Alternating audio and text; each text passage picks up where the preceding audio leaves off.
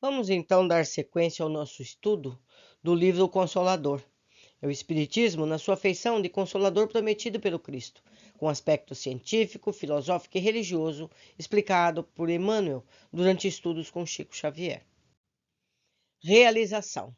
Os itens serão a maior necessidade de um ser humano, causa do retardamento do ser humano espiritual, decretos humanos, iluminação do Evangelho, ansiedade de proselitismo e necessidade de iluminação, doutrinar e evangelizar, inovações religiosas. Questão 232. Em matéria de conhecimento, onde poderemos localizar a maior necessidade do ser humano? Resposta. Como nos tempos mais recuados das civilizações mortas, temos de reafirmar que a maior necessidade da criatura humana ainda é o conhecimento de si mesma. Questão 233. Por que razão o ser humano da Terra tem sido tão lento na solução dos problemas do seu conhecimento próprio? Resposta. Isso é explicável. Somente agora a alma humana poderá ensimesmar-se o bastante para compreender as necessidades e os escaminhos da sua personalidade espiritual. Antigamente, a existência do ser humano resumia-se na luta com as forças externas, de modo a criar uma lei de harmonia entre ele próprio e a natureza terrestre. Muitos séculos decorreram para enfrentar os perigos comuns. A organização da tribo, da família, as tradições, das experiências coletivas exigiu muitos séculos de luta e de infortúnios dolorosos. A ciência das relações, o aproveitamento das forças materiais que o rodeavam, não requisitaram menor proporção de tempo. Agora, porém, nas culminâncias da sua evolução física, o ser humano não necessitará preocupar-se de modo tão absorvente com a paisagem que o cerca, razão pela qual todas as energias espirituais se mobilizam, nos tempos modernos, em torno das criaturas, convocando-as ao sagrado conhecimento de si mesmas, dentro dos valores infinitos da vida. Faço eu uma observação.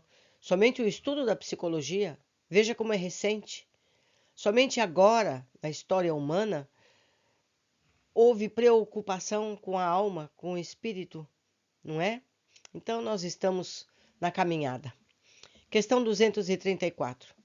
Que dizer dos que propunham leis para o bem-estar social nos processos orgânicos de aplicação, sem atender à iluminação espiritual dos indivíduos? Resposta. Os estadistas ou condutores de multidões que procuram agir nesse sentido, em pouco tempo caem no desencanto de suas utopias políticas e sociais. A harmonia do mundo não virá por decretos, nem por parlamentos que caracterizam sua ação por uma força excessivamente passageira. Não vedes que o mecanismo das leis humanas se modifica todos os dias? Os sistemas de governo não desaparecem para dar lugar a outros que, por sua vez, terão de renovar-se com o transcorrer do tempo?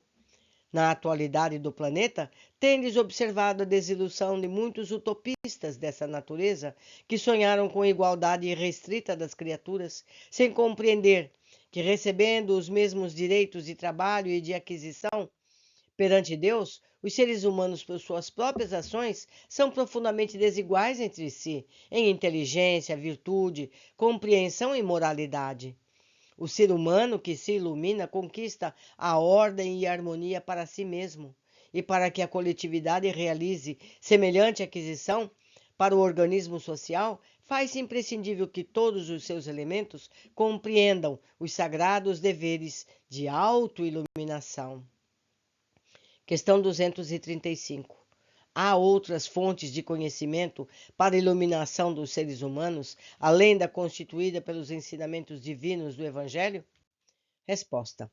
O mundo está repleto de elementos educativos, mormente no referente às teorias nobilitantes da vida do ser humano, pelo trabalho e pela edificação das faculdades e do caráter.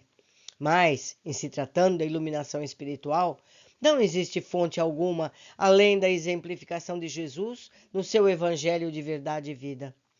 Os próprios filósofos que falaram na terra antes dele não eram senão emissários de sua bondade e sabedoria, vindos à carne, de modo a preparar-lhes a luminosa passagem pelo mundo das sombras, razão porque o modelo de Jesus é definitivo e único para a realização da luz e da verdade em cada ser humano. Questão 236. Como interpretar a ansiedade do proselitismo espírita em matéria da fenomenologia ante a necessidade de iluminação? Resposta. Os espiritistas sinceros devem compreender que os fenômenos acordam a alma, como o choque de energias externas que faz despertar uma pessoa adormecida, mas somente o esforço opera a edificação moral legítima e definitiva. É uma extravagância de consequências desagradáveis atirar-se alguém à propaganda de uma ideia sem haver fortalecido a si mesmo na seiva dos seus princípios enobrecedores. O Espiritismo não constitui uma escola de leviandade. Identificado com a sua essência consoladora e divina, o ser humano não pode acovardar-se ante a intensidade das provações e das experiências. Grandes erros praticariam as entidades espirituais elevadas se prometessem aos seus amigos do mundo uma vida fácil e sem cuidados, solucionando-lhes todos os problemas e entregando-lhes a chave de todos os estudos. É egoísmo e insensatez provocar o plano invisível com os pequeninos caprichos pessoais. Cada estudioso desenvolva sua capacidade de trabalho e de iluminação, e não guarde para outrem o que lhe compete fazer, o seu próprio benefício. O Espiritismo, sem Evangelho, pode alcançar as melhores expressões de nobreza, mas não passará de atividade destinada a modificar-se ou desaparecer, como todos os elementos transitórios do mundo.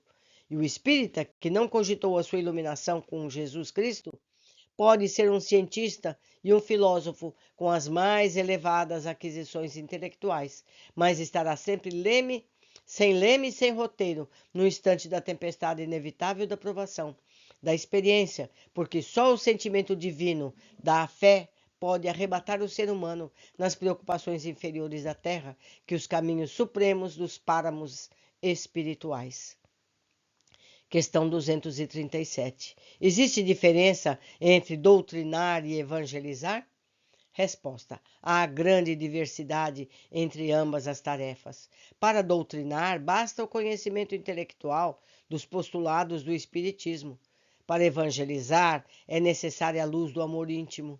Na primeira, bastarão a leitura e o conhecimento. Na segunda, é preciso vibrar e sentir com Cristo.